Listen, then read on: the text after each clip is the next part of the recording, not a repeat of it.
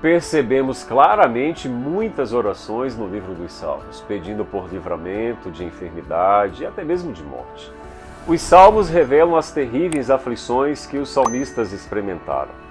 Muitos salmos pressupõem que o Senhor permitiu que as adversidades por causa da desobediência do povo de Israel.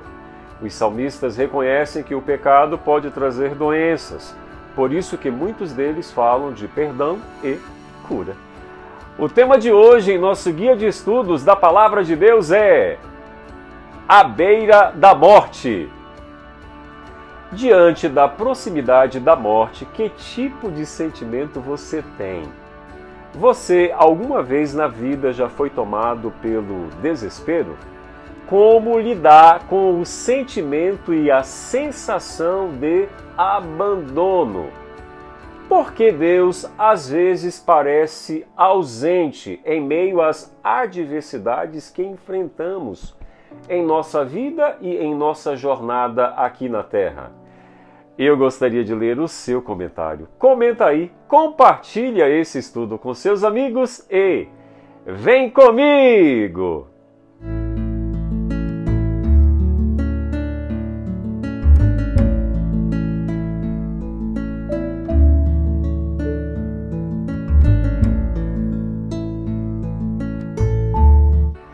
O texto bíblico do estudo de hoje diz o seguinte: bem-aventurado é aquele que atende ao pobre. O Senhor o livrará no dia do mal.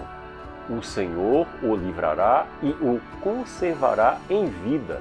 Será abençoado na terra, e tu não entregarás à vontade de seus inimigos.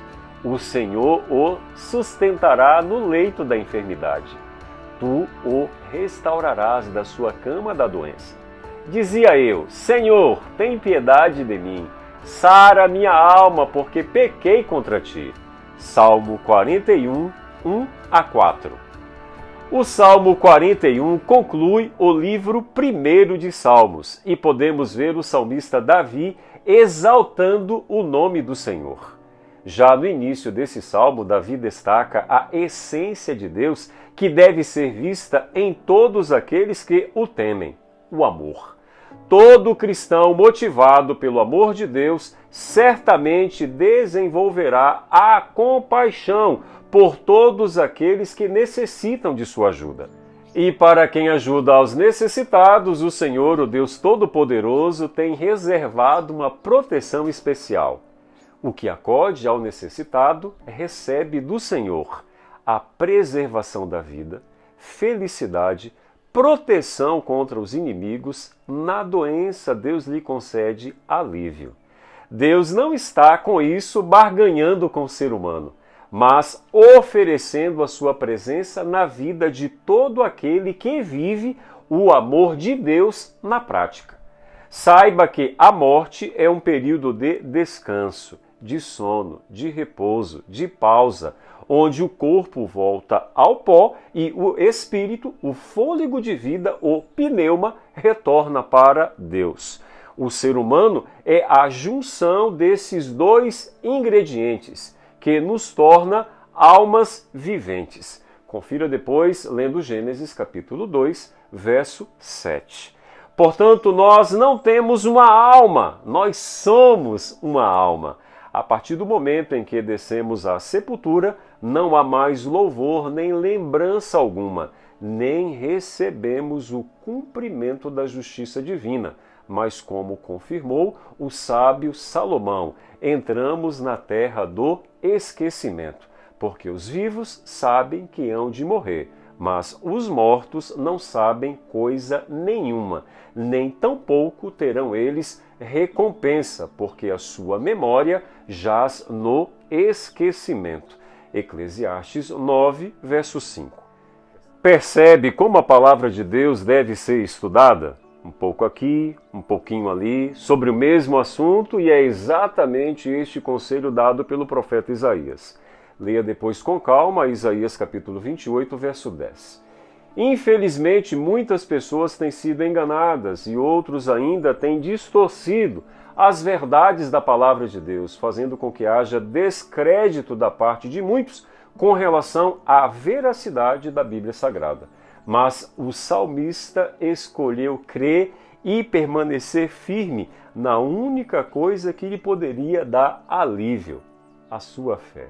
Meu amigo e minha amiga, eu e você precisamos viver o Evangelho, viver o verdadeiro e puro amor de Deus de maneira prática. E isso só é possível quando procuramos conhecer a Deus verdadeiramente. Quando aprendemos a manter comunhão íntima com o Senhor, Ele nos põe em sua presença para sempre. Os inimigos poderão até nos ferir o calcanhar, mas o Deus que é de eternidade em eternidade já feriu a cabeça do nosso maior inimigo e adversário. Aleluia! Louvado e glorificado seja o nome de Deus. Amém? Desejo para você um dia muito abençoado.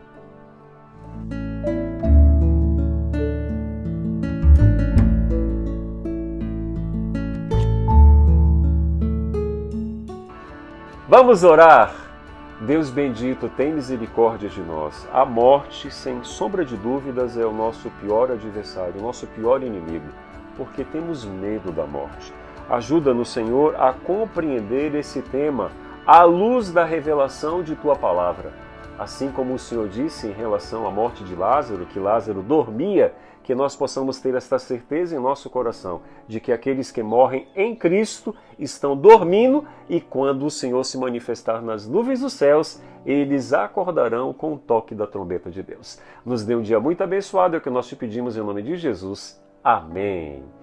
Fica com Deus, fique na paz. Maranata!